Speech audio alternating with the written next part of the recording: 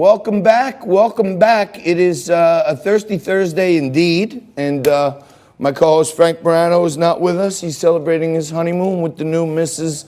Rachel Morano. And they are warmly tucked away in sunny Aruba. But we are waiting for you to come back. Frankie, we miss you very much. And Rachel, please bring him back in one piece because we need him.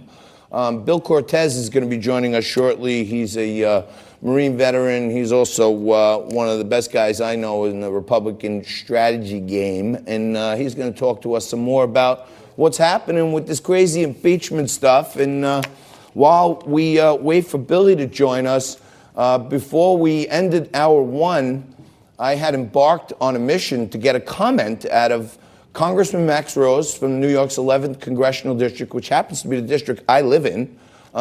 So you would think we're not just some TV show calling for a comment that they're avoiding. I am a constituent, and I think we have at least a right to some answers. And we called his office in Washington.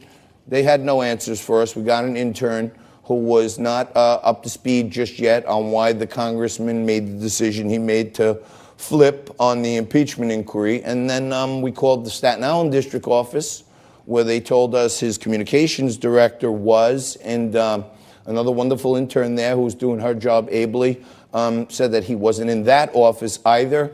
I emailed Jonas, who is the congressman's comms director. We've tweeted at the congressman, and we've called both of his offices to no avail.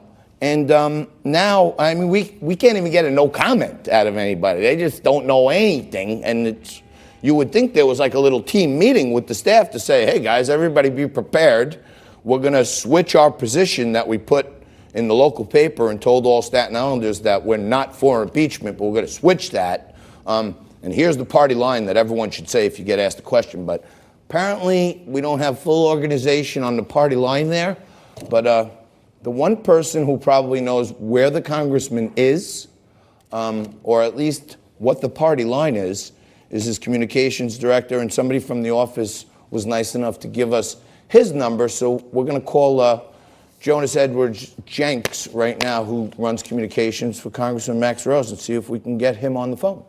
Messaging system 20240727741 is not available. Okay. Well, that went right to voicemail there, so I guess we'll try that back in a little bit. Or this message is for Congressman Rose. This is John Tobacco, constituent from Staten Island, and also host of Liquid Lunch on Newsmax TV. We'd really like some answers on why you've changed your position.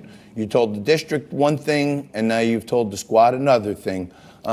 We left messages everywhere for the congressman.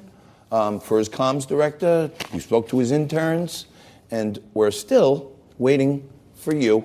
And I just want you to know, we talk every day on this show about the purple people, the people that aren't all red and all blue, the people that are in the middle that have little bits of reds and blues. We call our audience the purple people because we're practical, we're thoughtful. And every day on this show, a Republican and a Democrat come on, and we have a thoughtful conversation where all points of view are heard.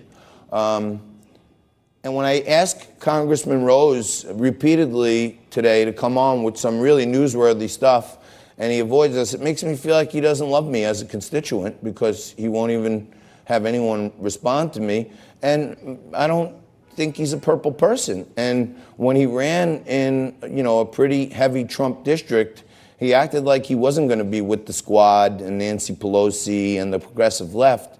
He said he was going to fight both parties and fight the establishment like he did for us when he was a very decorated military veteran. And I've thanked him on this show repeatedly for his service to our country, fighting for our freedoms and liberties. I thank him for his public service. I thanked him and commended him for fighting to extend the 9/11 Victims' Compensation Fund, which he was a leading advocate on. But in this issue, he said he wasn't going to politicize it. And just weeks ago, he said that he wasn't for impeachment. And now he's saying he is. And this is the height of politicization, because what he's doing right here, if you can't notice it, he's snuggling up to the bosom of Nancy Pelosi because he knows he's going to need some money from that DNCC to run against a real opponent from his right. Right now, I know Joe Saladino, a YouTube guy, is running as a Republican, and New York State Assembly person Nicole Malliotakis, and she was also a former candidate for mayor, has announced that she'll be challenging Max Rose. I don't know if others are going to come out of the woodwork because they're ticked off about this decision, but I guess we'll see. And as you know, we have calls in to every possible place we can contact the congressman, and I will sit back, relax, have a sip. We're going to take a quick break, and we'll talk about this and more with Bill Cortez. You're watching Liquid Lunch. I'm having a liquid lunch. Join me right after this.